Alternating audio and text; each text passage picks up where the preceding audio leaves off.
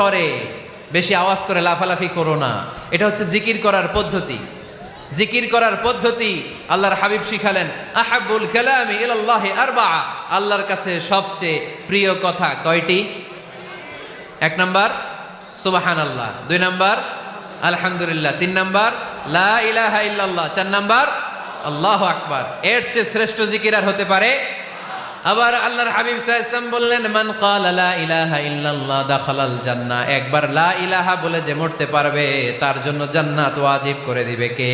আল্লাহ। এই জিকিরগুলো করবেন হাতের গিড়ায়, আঙ্গুলের গিড়া আছে না, ডান হাত তোলেন তো, এরকম গিড়াগুলো দেখেন তো আমারে, এইভাবে সুবহানাল্লাহ সুবহানাল্লাহ সুবহানাল্লাহ, এটা সুন্নাত, পারা যাবে?